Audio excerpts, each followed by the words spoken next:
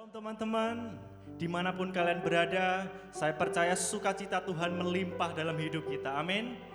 Apapun keadaan kita saat ini, kita percaya Tuhan Yesus yang sanggup menyertai hidup kita. Dia Tuhan yang perkasa, Dia Tuhan yang hebat, haleluya.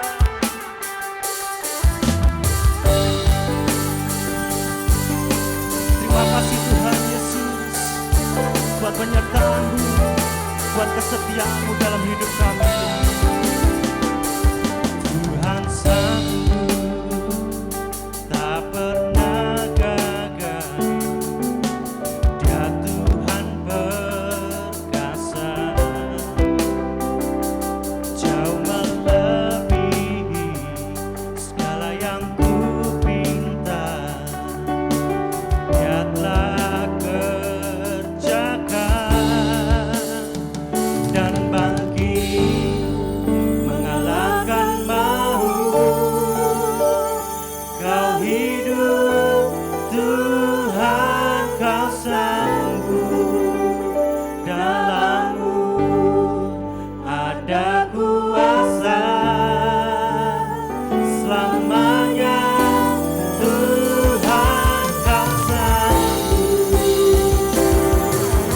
Tuhan ada di pihak kita. Tuhan ada di pihak kita. Dia buka jalan, jalan lebih segala yang kuharap. Dia telah kerjakan dan bangkit mengalahkan maut. Kau hidup Tuhan, Kau sanggup, dalam-Mu ada kuasa selamanya.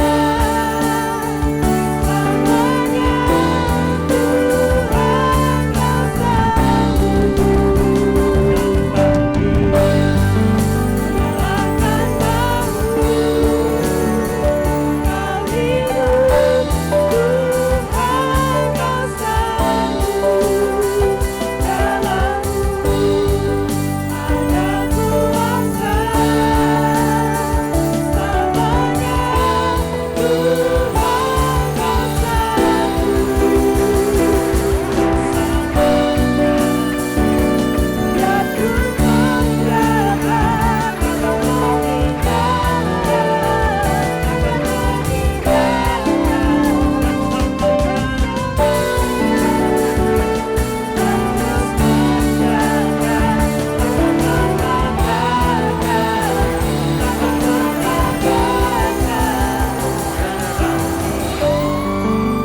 Tuhan, Kau mengalahkan maut. Kau hidup Tuhan, Kau sanggup, dalam-Mu ada kuasa selamanya. Tuhan, Kau mengalahkan maut. Kau hidup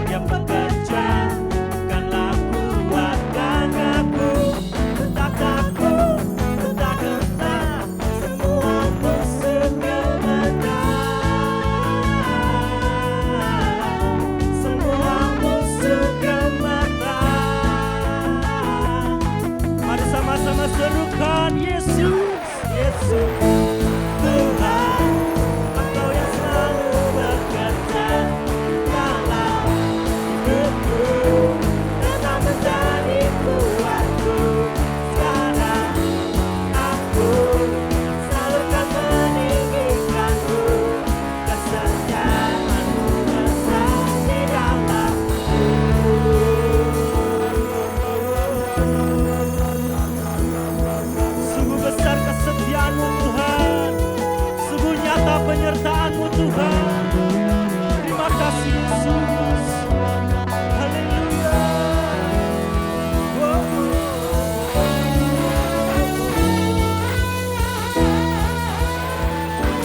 Bila Kau di sisiku, pada siapa ku takut, karena Kaulah perisai dan kuatku.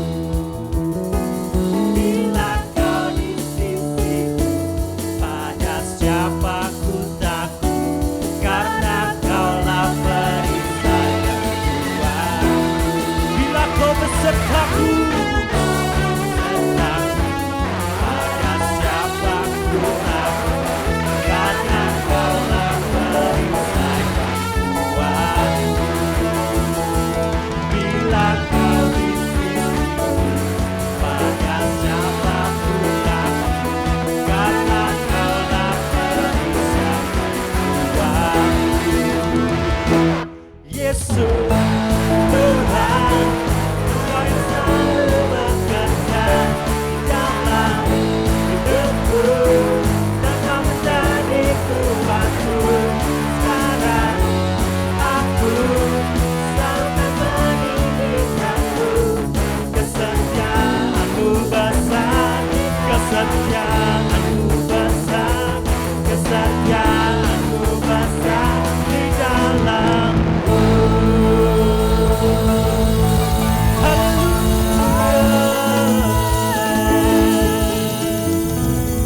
Haleluya. Mari persiapkan hati kita lebih lagi untuk menyambut kebenaran firman Tuhan.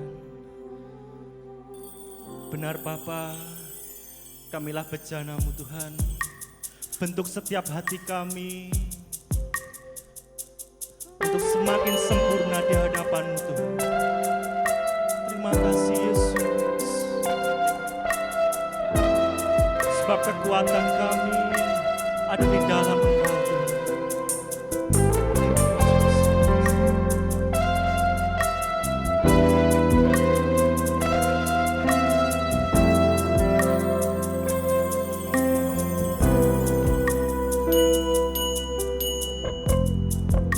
Kekuatan di jiwaku, ketenangan di batinku, ada dalam hadirat-Mu, ku menyembah-Mu.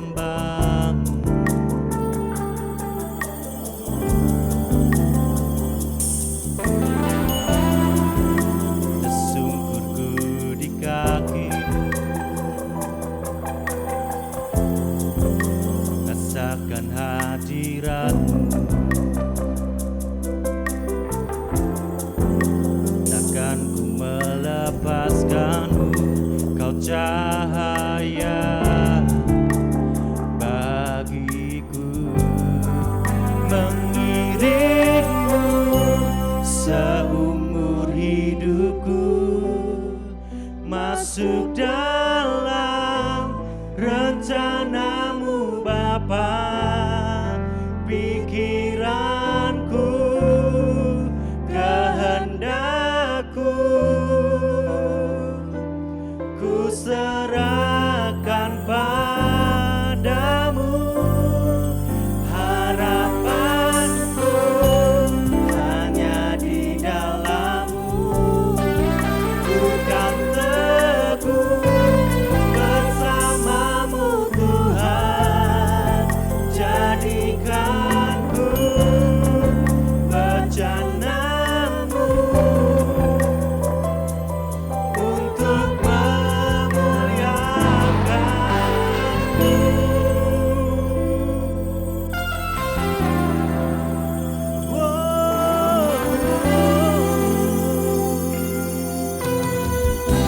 Kekuatan di jiwa kami Tuhan, kekuatan di jiwaku, ketenangan batinku ada dalam hadirat-Mu, menyembah-Mu.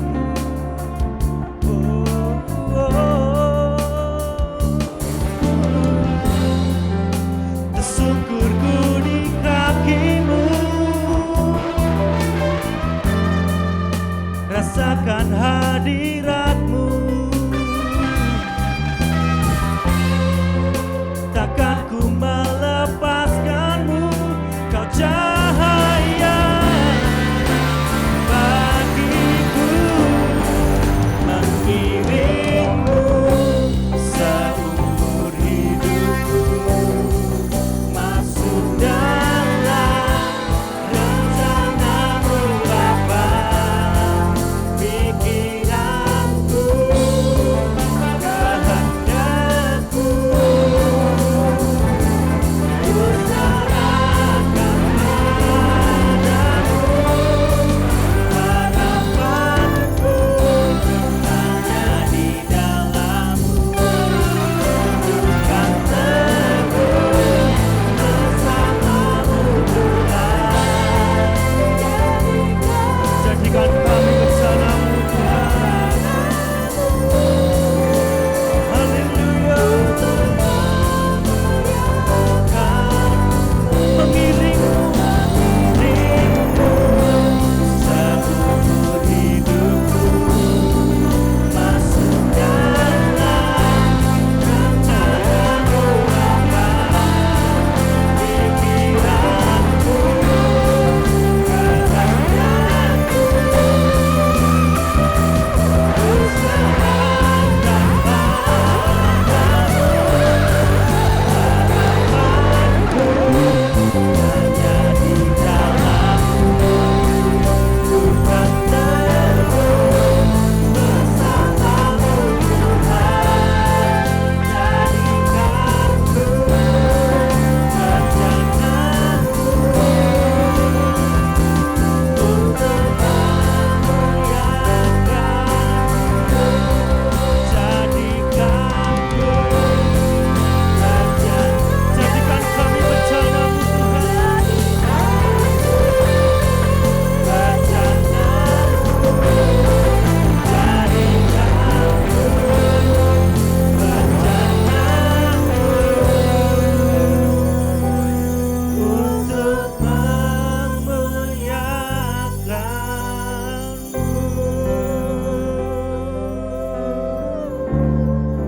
Untuk memuliakan-Mu Tuhan, untuk meninggikan nama-Mu Yesus.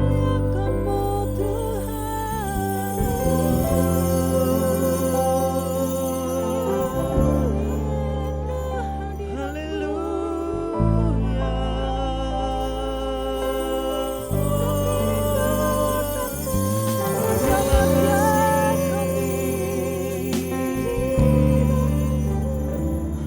Kami tinggikan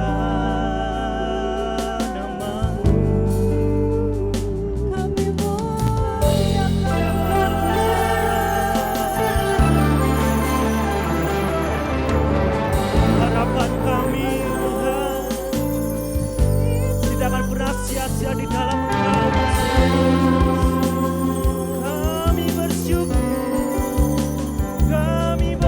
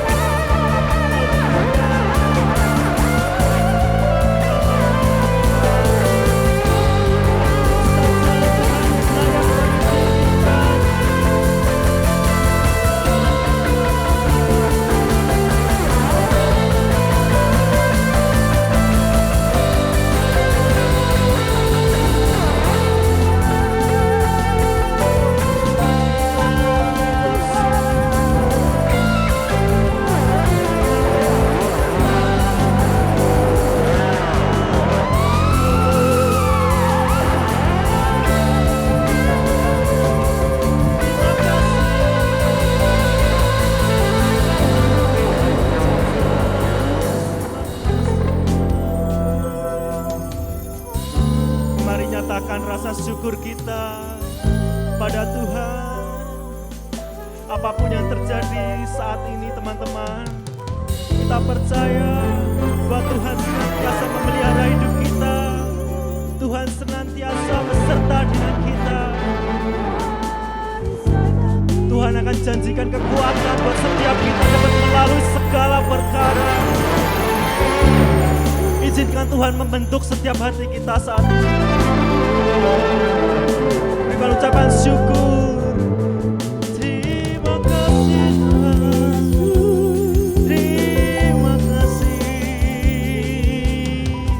Yesus, terima kasih Tuhan.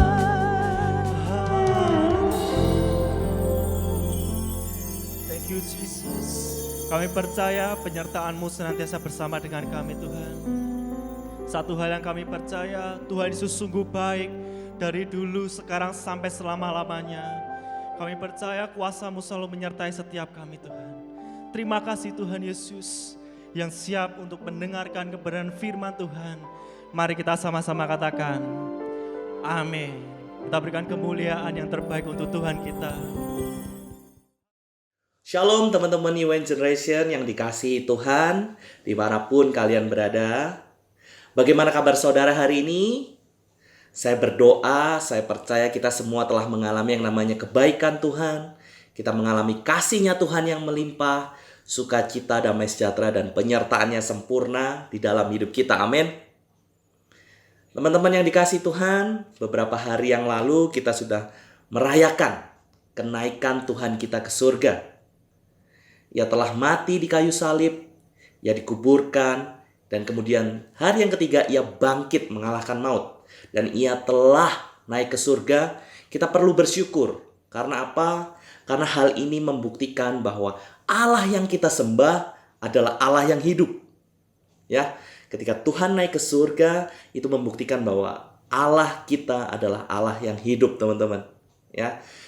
Sekarang jadi pertanyaan adalah mengapa Tuhan harus naik ke surga? Mengapa dia harus naik ke surga? Saya ajak teman-teman, yuk kita sama-sama buka firman Tuhan di Injil Yohanes pasal yang ke-14. Ayat yang pertama, demikian firman Tuhan. Janganlah gelisah hatimu, percayalah kepada Allah, percayalah juga kepadaku. Ayat yang kedua, di rumah Bapakku banyak tempat tinggal. Jika tidak demikian, tentu aku mengatakannya kepadamu. Sebab aku pergi ke situ untuk menyediakan tempat bagimu. Dan apabila aku telah pergi ke situ dan telah menyediakan tempat bagimu, aku akan datang kembali dan membawa kamu ke tempatku. Supaya apa? Supaya di tempat di mana aku berada, kamu pun berada. Ini satu hal yang luar biasa, teman-teman. Tuhan naik ke surga dengan satu tujuan apa? Menyediakan tempat bagi saudara dan saya. Dia ingin apa? Dia ingin ketika dia datang lagi ke dunia ini, ya, kita berada bersama-sama dengan dia. Tapi tidak hanya itu saja teman-teman, ya. Ketika Tuhan naik ke surga, Dia tidak akan membiarkan kita sendiri. Dia tidak meninggalkan kita sendirian. Karena apa? Dia akan memberikan kita seorang penolong. Dia akan memberikan kita seorang penolong dan yang akan selalu menyertai kita sepanjang umur kita. Yang akan selalu menyertai kita selamanya. Ya, kita bisa lihat di ayat ke-16. Dalam Injil Yohanes 14 tadi, ayat ke-16. Aku akan minta kepada Bapa dan Ia akan memberikan kepadamu seorang penolong yang lain. Supaya apa? Supaya Ia menyertai kamu selama-lamanya. Yaitu Roh kebenaran. Dunia tidak dapat menerima Dia sebab dunia tidak melihat Dia dan tidak mengenal Dia. Tetapi kamu mengenal Dia sebab Ia menyertai kamu dan akan diam di dalam kamu. Ayat ke-26. Tetapi penghibur, yaitu Roh Kudus, yang akan diutus oleh Bapa di dalam namaku, Dialah yang akan mengajarkan segala sesuatu kepadamu dan akan mengingatkan kamu akan semua yang telah kukatakan kepadamu. Ayat ke-27. Damai sejahtera ku tinggalkan bagimu. Damai sejahteraku kuberikan kepadamu. Dan apa yang kuberikan tidak seperti yang diberikan oleh dunia kepadamu. Janganlah gelisah dan gentar hatimu. Ya, ketika Tuhan naik ke surga, Dia menyediakan tempat bagi saudara dan saya.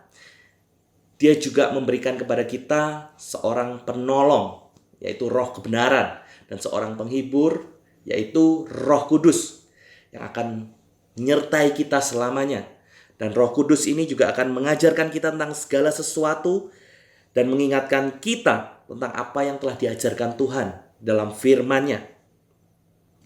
Nah, menjadi pertanyaan lagi adalah bagaimana caranya supaya hidup kita ini dipenuhi oleh Roh Kudus, ya.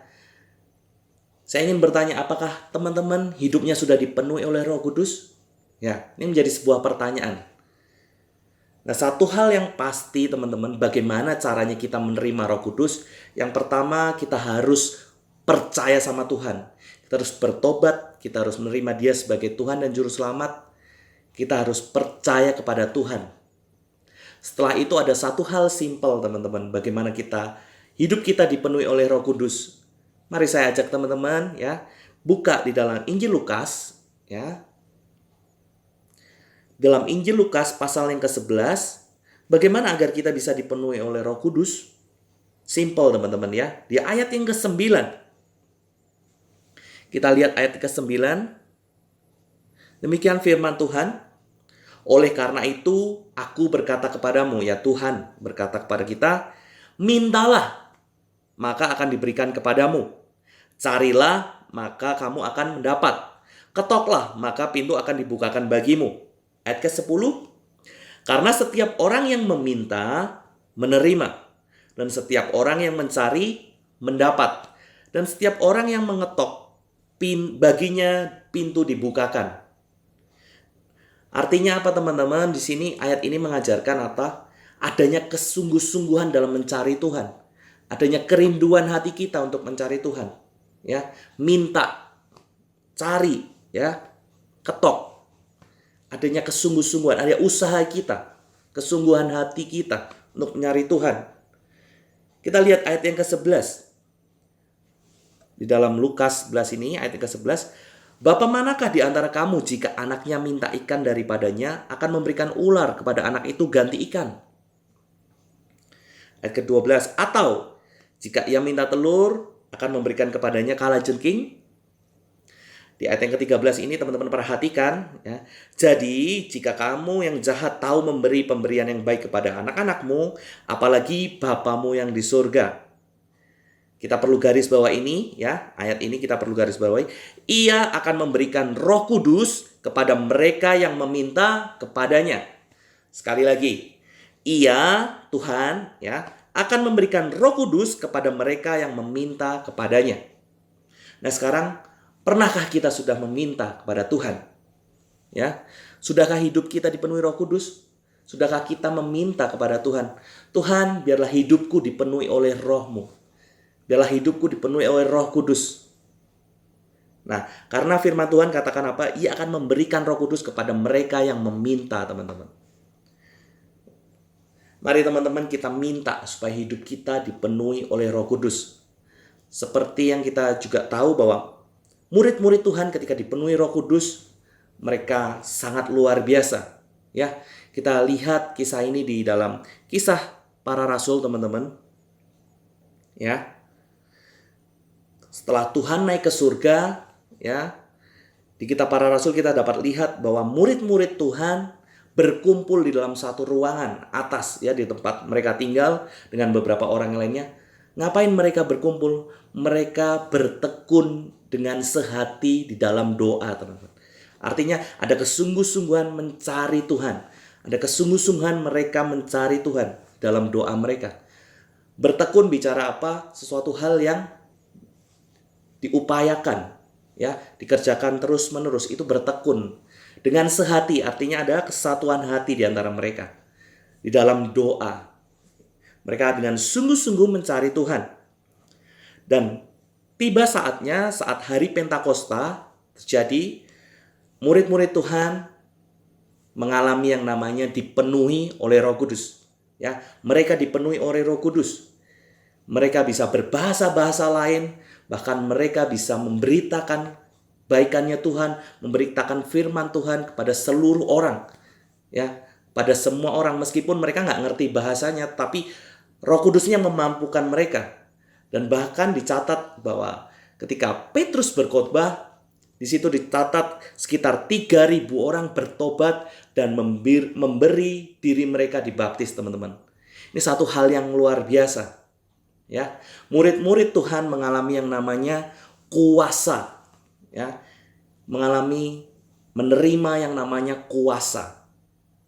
Mereka bisa memberitakan Injil karena mereka dipenuhi oleh Roh Kudus. Seperti yang kita lihat tadi, ya, di Kisah Para Rasul yang pertama, Kisah Rasul 1, ya, kita buka sama-sama. Kisah Rasul 1 ayat yang ke-8. Ini ayat yang sering kali kita baca, teman-teman, ya. Kisah Rasul 1 ayat yang ke-8, demikian firman Tuhan, tetapi kamu akan menerima kuasa. Nah, ini yang seperti yang saya katakan tadi. Kamu akan menerima kuasa kalau Roh Kudus turun ke atas kamu. Ini ada syaratnya. Kita akan menerima kuasa jika ada Roh Kudus dalam hidup kita. Ada Roh Kudus turun di atas hidup kita. Kita menerima yang namanya kuasa. Nah, kuasa di sini dalam bahasa aslinya adalah menggunakan kata dunamis, ya. Nah, dunamis ini memiliki arti kekuatan yang dari dalam, kemampuan, ya, tenaga yang powerful. Atau bahkan ada terjemahan lainnya juga gini, kekuatan untuk melakukan perkara-perkara yang ajaib. Kekuatan untuk melakukan mukjizat. Itu dunamis, itu kuasa. Nah, kuasa itu bisa terjadi dalam hidup kita kalau hidup kita dipenuhi oleh Roh Kudus. Nah, untuk apa kuasa itu ada dalam hidup kita, teman-teman, ya? Dilanjutkan di ayat yang ke-8, ya. Tapi kamu akan menerima kuasa kalau Roh Kudus turun ke atas kamu. Supaya apa? Kita dan kamu akan menjadi saksinya Tuhan di Yerusalem, di seluruh Yudea dan Samaria dan sampai ke ujung bumi. Ya. Dan kuasa yang kita terima itu tidak hanya untuk diri kita sendiri, tapi kita harus menjadi saksinya Tuhan. Di Yerusalem. Yerusalem bicara tentang keluarga kita. Ya, kita harus menjadi saksinya Tuhan di dalam keluarga kita.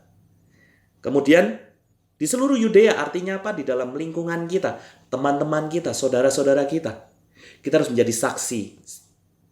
Kita harus memberitakan kabar tentang kebaikannya Tuhan. Kita memberitakan Injil di tengah-tengah lingkungan kita. Kemudian di Samaria. Samaria berbicara tentang orang-orang yang belum mengenal Tuhan, ya. Orang-orang yang tidak pernah mengenal siapakah Tuhan Yesus. Dan kita harus menjadi saksi buat mereka. Dan bahkan sampai kepada ujung bumi. Ini gunanya kuasa. Ketika kita dipenuhi Roh Kudus, kita menerima yang namanya kuasa. Kuasa itu yang memampukan kita, teman-teman, ya. Kuasa itu yang mengubahkan hidup kita. Ada yang bilang gini, Kak, aku nggak bisa bersaksi. Kak, aku nggak bisa menceritakan kebaikannya Tuhan. Kalau hanya menggunakan kekuatan kita, nggak bisa teman-teman. Maka itu kita harus dipenuhi Roh Kudus, dan Roh Kudus yang akan memampukan kita untuk kita dapat berkata-kata, untuk kita dapat menjadi saksi dimanapun kita berada. Nah, bukankah hal ini adalah yang disebut yang namanya amanat agung, teman-teman? Ya, di dalam Injil Matius, ketika Tuhan Yesus akan naik ke surga, Dia memberikan kepada kita yang namanya amanat agung. Ya, di dalam Matius 28, kita membuka sama-sama Matius 28, mulai ayat ke-18. Yesus mendekati mereka dan berkata, "Kepadaku telah diberikan segala kuasa di surga dan di bumi." Ayat ke-19, "Karena itu pergilah, jadikanlah semua bangsa muridku, dan baptislah mereka di dalam nama Bapa dan Anak dan Roh Kudus. Dan ajarlah mereka melakukan segala sesuatu yang telah kuperintahkan kepadamu. Dan ketahuilah, aku menyertai kamu senantiasa sampai kepada akhir zaman." Nah, ini yang menjadi tugas kita, teman-teman. Ketika Tuhan naik ke surga, ya, Dia telah menyelesaikan tugasnya. Dan sekarang Dia memberikan rohnya kepada kita untuk menjadi penolong, menjadi penghibur. Dan ini menjadi tugas kita untuk kita menjadi saksi, memberitakan Injil ke seluruh dunia, memberitakan Injil bahkan sampai ke ujung bumi, teman-teman.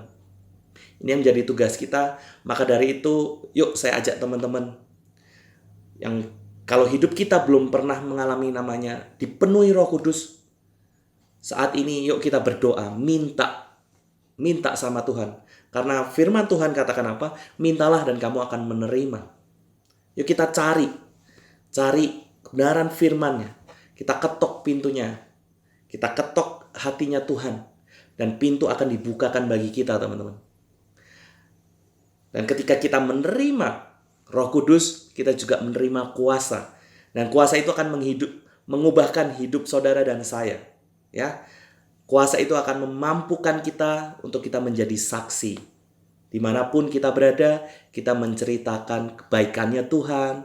Dimanapun kita berada, kita memberitakan Injil. Sehingga orang-orang boleh percaya dan diselamatkan. Bahkan mereka dibaptis dalam nama Bapa, Anak, dan Roh Kudus. Sehingga nama Tuhan dipermuliakan. Mari teman-teman, ya, saya berdoa agar kita semua, hidup kita dipenuhi oleh Roh Kudus. Supaya kita dapat menjadi saksi dan kita semua menjadi berkat dimanapun kita berada. Amin. Tuhan Yesus memberkati.